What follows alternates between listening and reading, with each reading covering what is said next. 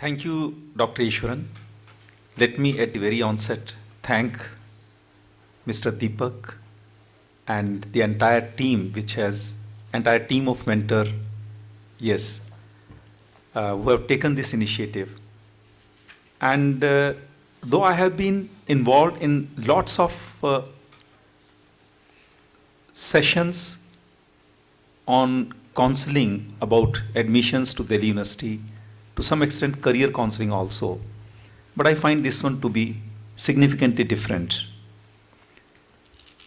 Significantly different because it focuses on the core areas of mentoring rather than the superficial ones. I have been asked to confine myself to the course curriculum of chemistry that exists in the University of Delhi and by and large in all other universities in the country. And thereafter to tell you about what are the career options available after doing chemistry as a subject at graduation level and maybe at post-graduation level. Friends, BSc Honors Chemistry course of Delhi University has been a very powerful course for last almost half a century. Our course curriculum had been designed on the pattern of US universities. The focus is primarily on 4 areas of core chemistry, which involves inorganic chemistry, organic chemistry, physical chemistry. And while teaching these 3 branches, we take up analytical chemistry as a part of them.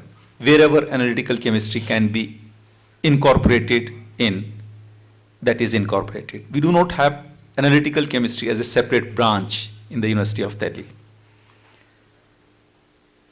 Let me also share with you a little bit about what is the difference between an honors course in chemistry and the general course which Dr. Ishwaran was referring to. Firstly, let me say that the university had honors and general courses till 2005. It was felt that when you say a course as general, this has some kind of an inferior connotation. Why call it a general? So we arrived at a consensus in the meetings that let's call it a program. So BSc Honors and BSc Program. That was the nomenclature which came in 2005. Thereafter, when the university adopted the semester system, there again was a query that this program word doesn't suit much. It doesn't convey what is being taught.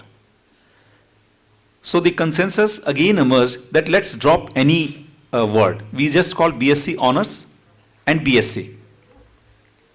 No titles attached. Now what is the difference between these two? When you talk of an honors course, you have about 70% component of the main subject. When you say BSc Honors Chemistry, that means over 3 years period, you will be studying about 70% of the papers from the field of chemistry. And the remaining 30% will have from 3-4 other disciplines. Some part of it will be physics, something from mathematics, little bit from computer science or biology, and 1 paper of English, and of course environmental studies. So this is the structure of an honors course, any honors course for that matter in the University of Delhi and elsewhere also.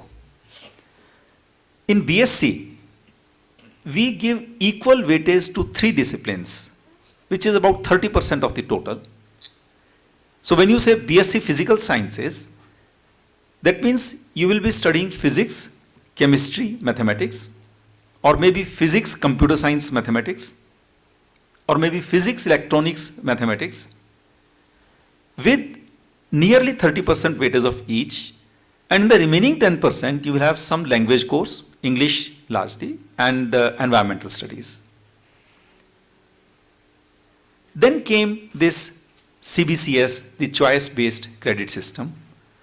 And in this system, the same structure is retained largely, except that a few courses which are supposed to be skill enhancement courses or skill-oriented courses have been added on behest of the University Grants Commission.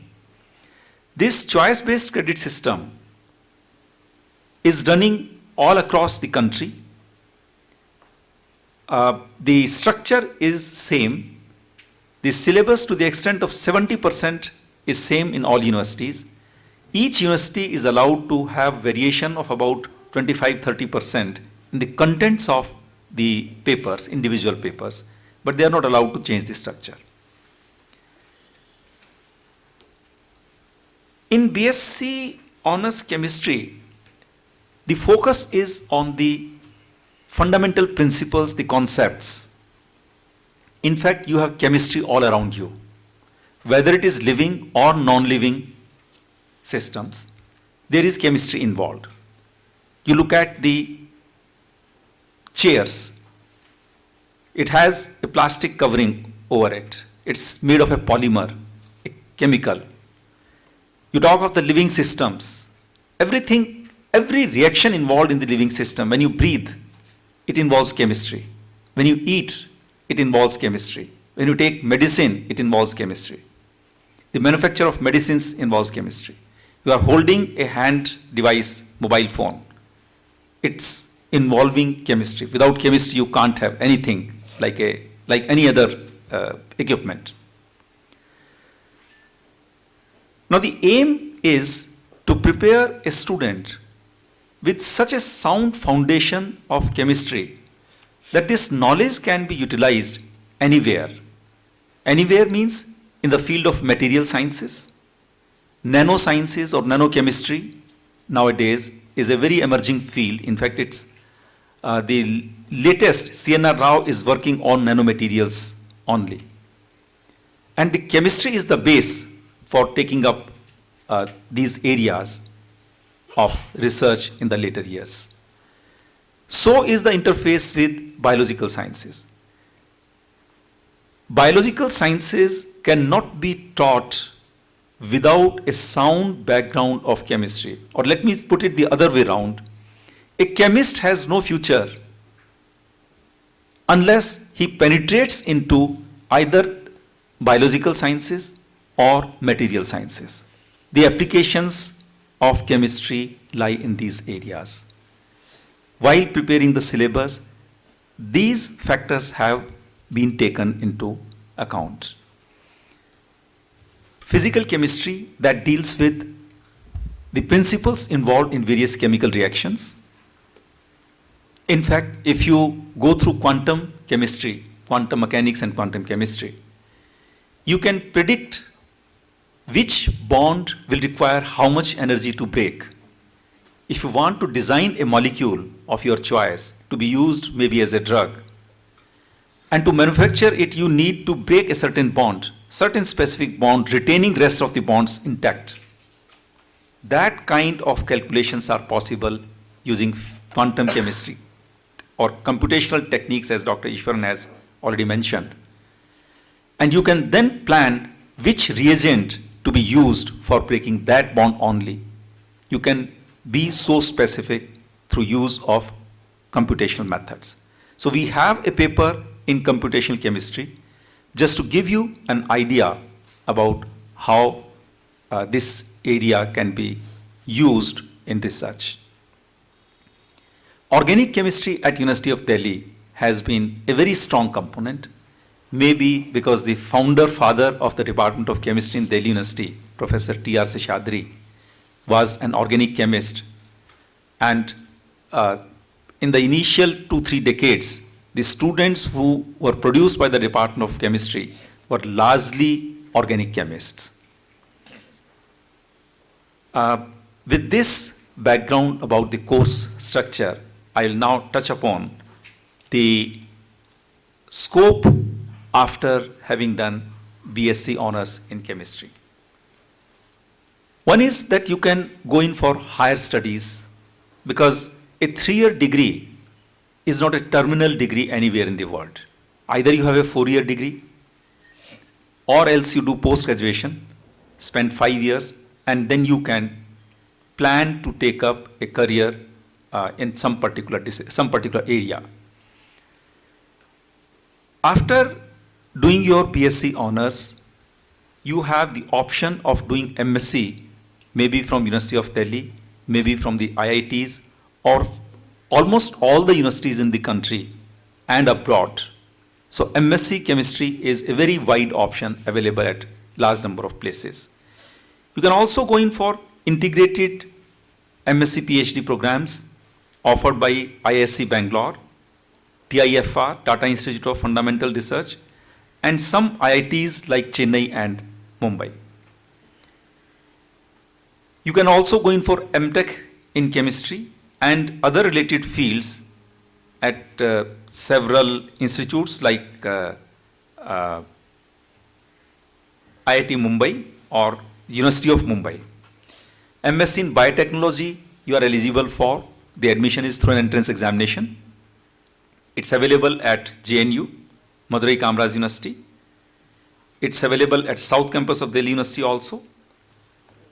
You can have opportunities of going abroad. Several scholarships are available. As Dr. Ishwaran has already mentioned, Rhodes Scholarship is one. In lakhs, which Geeta has availed of, is another.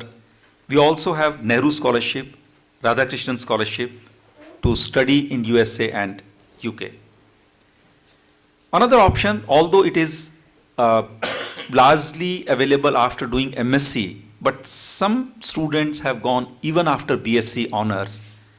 You take GRE examination and go to US universities for doing your Masters and PhD. Apart from this, you are eligible for all those competitive examinations for which any graduate is available.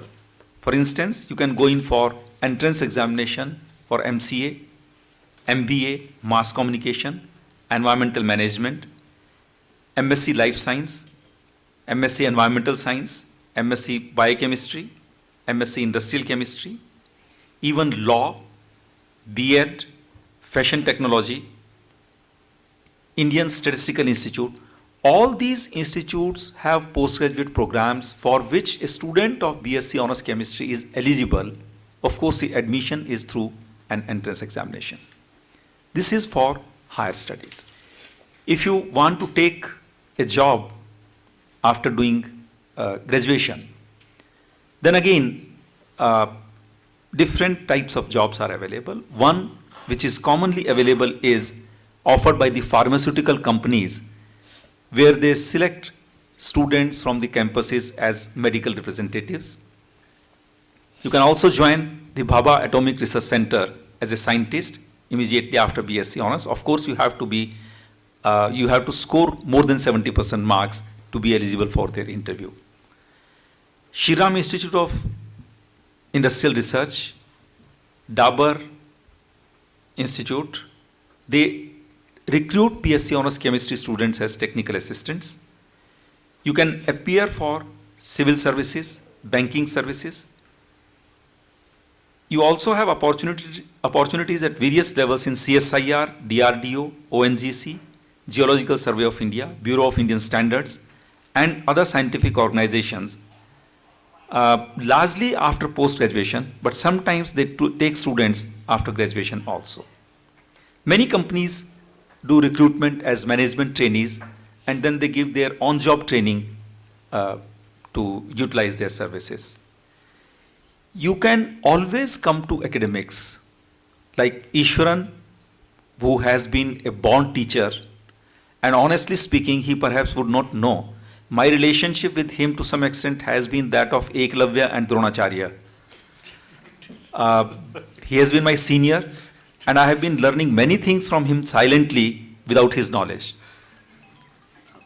You can go in for MSc, then take the National Eligibility Test examination conducted by CSIR. You become eligible to teach in a college or a university. You become eligible to do PhD. And build your career in higher education. Alternatively, you can do B.Ed and then take up chemistry as a subject for school teaching, both at TGT level as well as PGT level. Lot of scope is there for teachers, for teaching jobs. And now, after the 7th Pay Commission, teaching jobs have become fairly lucrative. The pay structures are pretty good. Maybe the government had to do it because there is an acute shortage of teachers at every level in the country. And my emphasis will be that this country needs good teachers who can become mentors as well. Even if we have good teachers here, I'm sorry, many of them are no mentors. They just teach in the classroom and go away. But to be a good teacher, you have to be a mentor. That is more important than being a good teacher, in fact. You can also have an interface with the IT industry. In fact, chemistry teaching, and for that matter, teaching of any subject nowadays, is through the IT medium. The requirement of the acute shortage of teachers is perhaps one of the reasons, and also the number of students who are coming up for studies, for higher studies particularly, is so large that the government cannot fulfill that requirement. And therefore, what is needed is you create online lectures like MOOCs, where the student can take up those lectures, those courses online, they study online, they take the examination online, and they pass them online, and the credits are added to their score. The university system in India is highly inadequate to meet the call of the nation to teach the number of students who are looking forward to higher education. We have to perforce involve such informal education through use of technology that you are able to meet with the needs of the society. Dr. Ishwaran had also asked me to say something about the details of the various colleges. As he has already mentioned rightly, there is no differentiation between the colleges as such. The differentiation comes because of two reasons. One, the life and geographical location of the institution, which matters a lot. If you are located in the North Campus, there are about 10 colleges. There is an environment there. And secondly, many of them have celebrated their centenaries, and many of them had their diamond jubilees. So the aged colleges have perhaps a better culture. I call them aged because of the limitations of infrastructure, limitations of space, they could not add on new courses. Unfortunately, in the university system, you start a course, you cannot never close it down, even if it has lost its relevance over time. You can modify it, you can redesign it to a little bit, to a little extent, but you can't close down any course. I haven't heard of any course being closed down by University of Delhi, except some postgraduate diplomas. So, many of the outside campus colleges, which started about 20-25 years back, they had the opportunity to start courses which had become relevant during the 90s. I'm referring to the computer science courses. I'm referring to electronics, which has emerged as an important discipline. I'm referring to biochemistry, microbiology, etc. All these courses have started in the colleges which are outside the campus, largely, exceptions apart. Venkateshwara College has emerged as perhaps the best center for biological sciences in the university system. My advice to the students who have passed out the 12th standard is that look for your interest. The college will be there with you for 3 years. You will be there in the college for 3 years. But the course will be there for the whole life. And if you choose a course which doesn't interest you, you will have a burden for the whole life. If the course interests you, if while reading chemistry you feel that you don't have to sit compulsorily, then I think it's your cup of tea. If you feel it's very boring, then identify which area, which subject interests you most and try to secure admission in that course. I think my time is over. I have probably taken a minute or two extra. Thank you very much. We can interact after everybody has spoken.